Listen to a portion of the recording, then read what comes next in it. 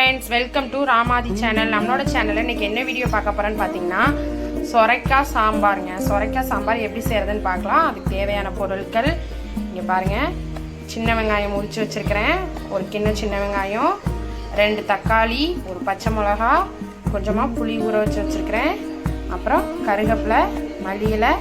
இங்கே பாருங்க சொரைக்காய், ஒரு சொரைக்காய் எடுத்து நல்லா இந்த மாதிரி பீஸ் பீஸாக கட் பண்ணி தண்ணியில் போட்டு வச்சுருக்கிறேன்.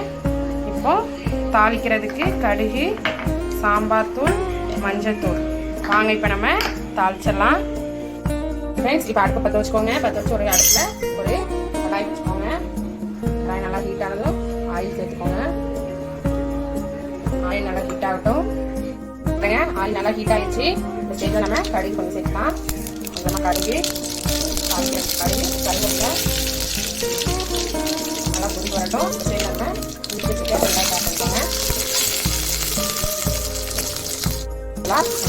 பண்ணிக்கோங்க.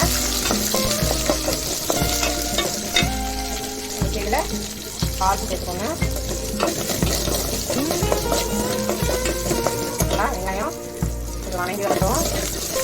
சின்ன வெங்காயம் சேர்த்துருக்காங்க. உங்களுக்கு வேணா நீங்கள் பெரிய வெங்காயம் சேர்த்துக்கோங்க. ஆனால் அது சொரைக்காய் சாம்பாருக்கு சின்ன வெங்காயம் சேர்த்து செஞ்சால் தான் நல்லா டேஸ்ட்டாக இருக்கும். எவ்வளோக்கு எவ்வளோ நம்ம சின்ன வெங்காயம் சேர்த்தோமோ அவ்வளோக்கு அவ்வளோ குழம்பு நல்லா டேஸ்ட் கொடுக்கும். பாருங்கள், சின்ன வெங்காயம் இந்தளவுக்கு வணங்கினா போதும். நம்ம ஒரு பச்சை மிளகாய் ஆட் பண்ணிக்கலாம். கொஞ்சம் ஒரு பச்சை மிளகா போதும், சும்மா அந்த ஸ்மெல்லுக்கு தான்.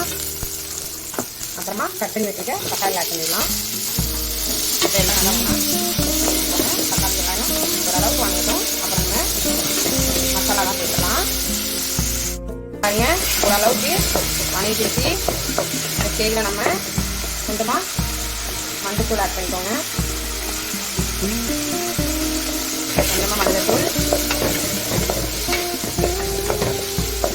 நல்லா மிக்ஸ் பண்ணி வச்சுக்கோங்க. இப்போ நம்ம சாம்பார் தூள் ஆட் பண்ணிக்கலாம். பாருங்க, நான் ஒரு 3 ஸ்பூன் சாம்பார் தூள் சேர்த்துட்டேன். உங்களுக்கு தேவையான அளவு சேர்த்துக்கோங்க. இப்போ இதெல்லாம் நல்லா ஒன்றா மிக்ஸ் பண்ணி விட்டுக்கலாம். இப்போ பாருங்க, மசாலாலாம் நல்லா ஒன்றா விரண்டு வந்துருச்சு. இந்த ஸ்டேஜில் நம்ம கரைச்சி வச்சிருக்க புளியை இதில் ஆட் பண்ணிக்கலாம். இப்போ எல்லாம் ஒன்றா நல்லா பண்ணிக்கோங்க. புளி கரைசல், மசாலா, சின்ன வெங்காயம், தக்காளி எல்லாம் நல்லா மிக்ஸ் பண்ணி வச்சுக்கோங்க.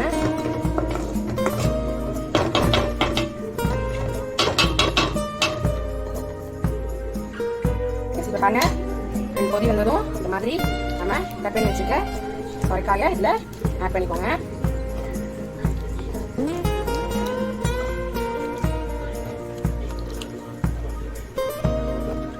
இந்த மாதிரி சொரைக்காய் ஆட் பண்ணிக்கோங்க. ஆட் பண்ணிட்டு எல்லாம் நல்லா ஒன்றா மிக்ஸ் பண்ணி விட்டுக்கோங்க. பாருங்க, எல்லாம் நல்லா ஒன்றா மிக்ஸ் பண்ணி விட்டாச்சு. இந்த ஸ்டேஜில் உங்களுக்கு குழம்புக்கு தேவையான அளவு தண்ணி ஆட் பண்ணிக்கோங்க. நான் எனக்கு தேவையான அளவு குழம்புக்கு தண்ணி சேர்த்துக்கேன். இப்போ நல்லா சொரைக்காய் நல்லா கொதி வந்து வேக வச்சு எடுத்துக்கலாம். இது நல்லா வெந்து வரட்டும். அதுக்குள்ள நம்ம பருப்பு வேக வச்சு எடுத்துட்டு வந்துடலாம். வாங்க, இப்போ பருப்பு எவ்வளோ போடுறதுன்னு சொல்கிறேன். நம்ம ஒரு குக்கர் எடுத்து வச்சுக்கலாம். அதில் துவரம் பருப்பு 100 சேர்த்துக்கலாம். பாருங்கள், 100 பருப்பு துவரம் பருப்பு சேர்த்துருக்கேன். இப்போ நம்ம வாஷ் பண்ணி எடுத்துகிட்டு வந்துடலாம். ஃப்ரெண்ட்ஸ், இப்போ பாருங்கள், வாஷ் பண்ணி எடுத்து வந்தாச்சு. இந்த ஸ்டேஜில் நம்ம கொஞ்சமாக தண்ணி சேர்த்துக்கலாம். பருப்பை வேக வைக்கிறதுக்கு தேவையான அளவு தண்ணி சேர்த்துக்கோங்க. நம்ம தண்ணி சேர்த்தாச்சு. இப்போ கொஞ்சமாக பெருங்காயத்தூள் ஆட் பண்ணிக்கலாம். இப்போ பாருங்க, பருப்பு நம்ம 3 விசில் விட்டு எடுத்து வந்தாச்சு. பாருங்க, பருப்பு நல்லா வெந்து வந்துருக்கு. நல்லா பாருங்க, பருப்பு நல்லா வெந்துச்சு. இப்போ நம்ம குழம்பு காய் வெந்ததுக்கப்புறம் நம்ம இந்த பருப்பை அதில் ஆட் பண்ணிக்கலாம். இப்போ பாருங்க, குழம்பு நல்லா கொதி வந்துட்டு காய் நல்லா வேகட்டும். நம்ம அப்புறமா பருப்பு ஆட் பண்ணிக்கலாம். ஃப்ரெண்ட்ஸ், இந்த ஸ்டேஜில் நம்ம காயெல்லாம் உடம்பு நல்லா வெந்துச்சு. இந்த ஸ்டேஜில் நம்ம பருப்பை ஆட் பண்ணிக்கலாம்.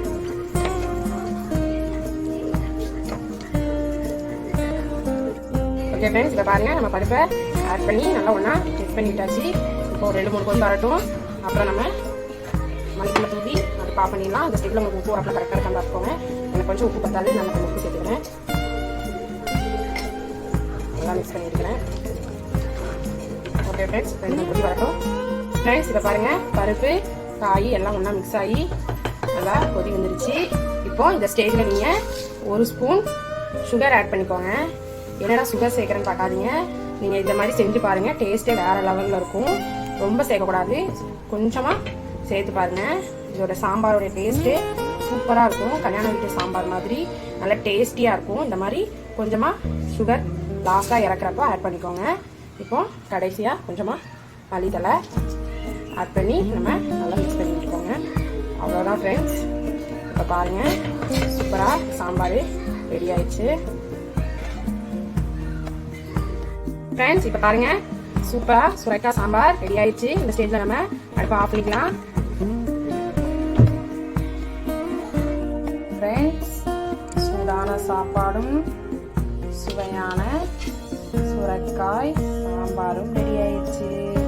வாங்க ஃப்ரெண்ட்ஸ் சாப்பிடலாம். இந்த வீடியோ உங்களுக்கு பிடிச்சிருந்தா மறக்காம சப்ஸ்கிரைப் பண்ணுங்க, லைக் பண்ணுங்க, ஷேர் பண்ணுங்க, கமெண்ட் பண்ணுங்க, பெல் பட்டனை கிளிக் பண்ணுங்க. Okay bye. நெக்ஸ்ட் இன்னொரு வீடியோவில் சந்திப்போம்.